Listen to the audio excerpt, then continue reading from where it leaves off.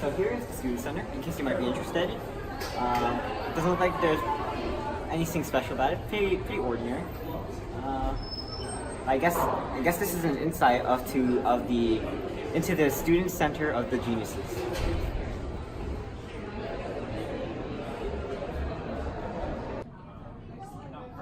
Alright, so we're here at the MIT dining hall. I think this is what's the name of this? Maseeh. Wait, what? Maseeh or Maseeh? Maseeh dining hall. It's also in a dorm.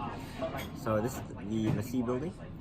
And talking about the food itself, it's actually pretty good. It's just as good as you would find in any other college dining hall. I mean, the food is especially good. I would compare it to that of Brown. Can't decide which one's better.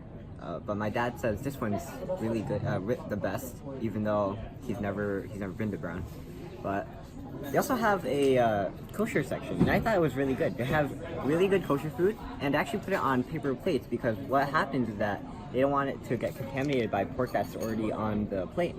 So when they put the kosher food on the plate, it doesn't get contaminated by any residual pork. And the actual kosher food's pretty good. Now, usually with kosher food, you get like a cold sandwich, but this, you have actual food. You have chicken, you have potatoes, you have couscous. Really good. The beef is good. So usually when my parents have gone to colleges in the past, the way that they organize the dining house tables is that they're usually like 4 seats per table, so that different groups of college students can sit together and converse. And sometimes they can even put the tables together. But with MIT, they have these long rows of tables, and to them that's really unusual. To them it's actually pretty special. We're actually really close to some of the other tables, and I said actually a lot, but we've interacted with a lot of the parents who are also going to MIT for the Advent weekend.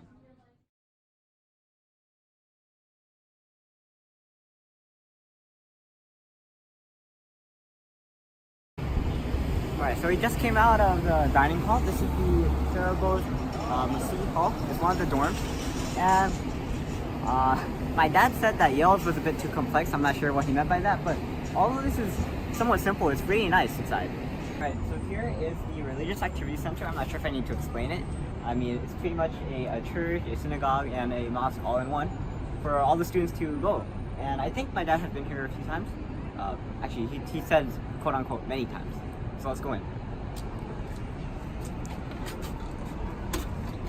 Alright, so here is the Muslim prayer rooms, and now we're going to go inside.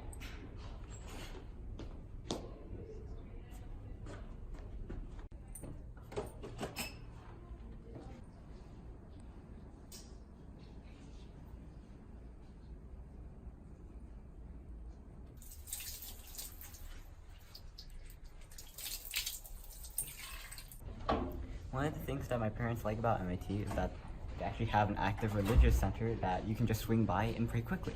Unlike other colleges which might have a religious center or a mosque very far away from the campus.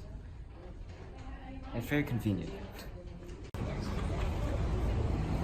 Alright, so now we're here at this landmark, Massachusetts 77 Avenue. I said earlier that this is the School of Architecture. It's not just the School of Architecture, it's actually more than that. There's also engineering and science up there. This is named after the founder, William Barton Rogers. I'm not sure actually. I'm just gonna call it Massachusetts 77 Avenue. But remember in my childhood video when me and Hizami were climbing that column or that pillar?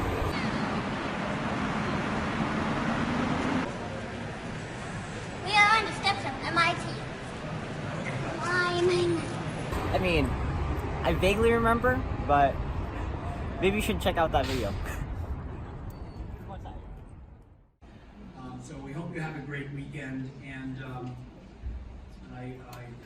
sure that I will see you throughout these 3.14 days.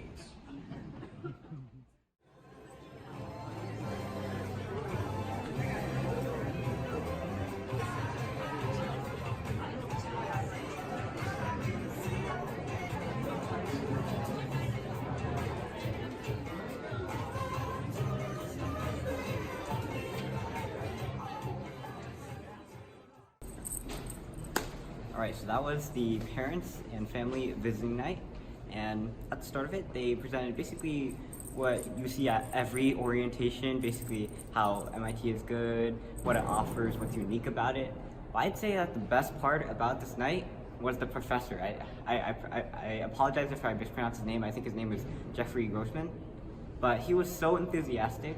Man, his lecture was so great that after I went up to him and I was like, "You are such an enthusiastic teacher, and I love enthusiastic teachers. I really hope that my brother is going to be taught by you." And like, really, I really hope that Hizami is going to see some of that teacher, because I hope that all of his teachers are going to be like that, because, ooh, you should have been there. I hope my dad recorded some of the clips, but definitely would recommend it. I hope some of my kids get taught by an enthusiastic professor like that. I mean, if I have kids.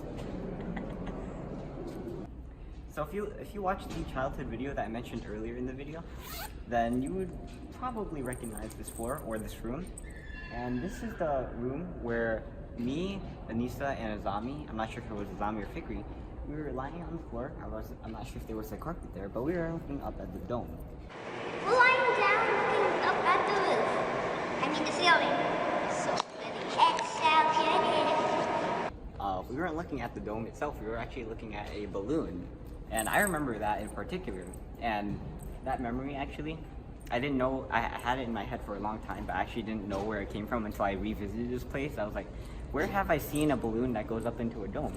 But I guess coming back to here finally reignited that memory. A lot of nostalgia, wasn't it? I didn't notice it while I was looking at the balloon, but apparently all around the top of the dome there is established for advancement and development of science and its applications to industry, the arts, agriculture, and commerce. Yeah. They rate the U's as V's.